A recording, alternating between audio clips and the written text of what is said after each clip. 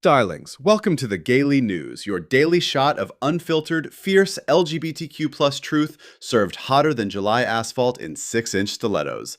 I'm Elliot Bright, and honey, I'm not here to play nice. I'm here to spill the tea, call out the BS, and remind everyone that we're still fabulous, still fighting, and absolutely not going anywhere. It's Friday, July 3rd, and the world is serving drama. Let's dive in, shall we? First up, because apparently the Supreme Court just couldn't resist kicking us while we're celebrating, the ongoing fallout from their ruling upholding state bans on transgender girls in girls' and women's school sports. That 6-3 decision, penned by Justice Brett Kavanaugh, basically told trans athletes like Becky Pepper Jackson in West Virginia and Lindsay Hecox in Idaho to sit down and take the discrimination. It opens the floodgates for over 24 states to keep their hateful little rules intact. Oh, sure, they wrapped it in fairness and biology, but we all know this is just another way to erase trans kids from the playing field. The community is not amused, and neither am I.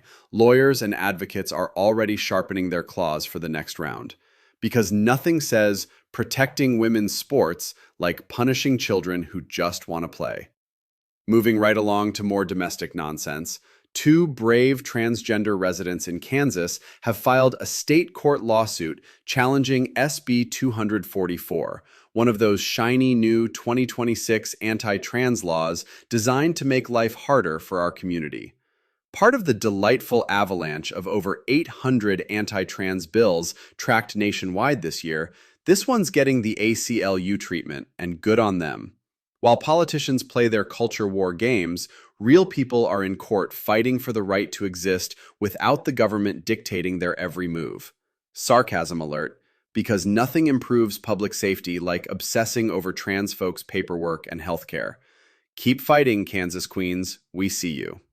And speaking of people who should know better but apparently don't, corporate America is still speed walking away from Pride sponsorships faster than a twink avoiding circuit season. Under the current political pressure and anti-DEI hysteria, big brands are ghosting organizers left and right, leaving grassroots groups and local businesses to pick up the slack for 2026 events. The Trevor Project and others are out here emphasizing that Pride isn't just a June thing. It's year-round survival work for LGBTQ+ youth facing rising suicidality and political attacks.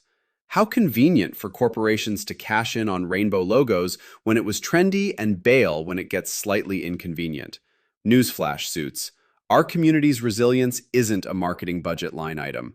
We'll keep the party going with or without your performative allyship. Now for the international gut punch, because the world refuses to let us have one peaceful news cycle. In Niger, the military junta is running a full-blown, toxic, witch hunt anti-gay purge.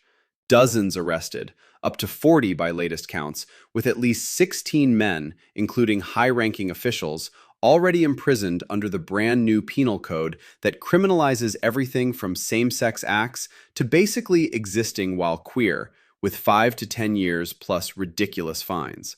Sources on the ground are calling it exactly what it is, a nightmare enabled by the recent outlawing of homosexuality. Families destroyed, lives upended, fear everywhere. This isn't ancient history. This is happening right now, and the international community needs to stop clutching pearls and start applying real pressure. Our siblings in Niger deserve safety, not state-sponsored terror.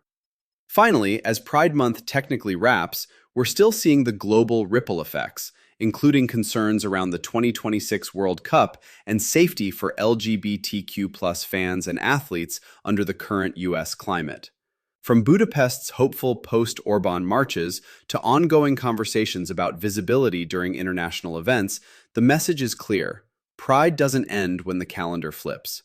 Whether it's corporate cowardice at home or authoritarian crackdowns abroad, our community is refusing to dim our shine.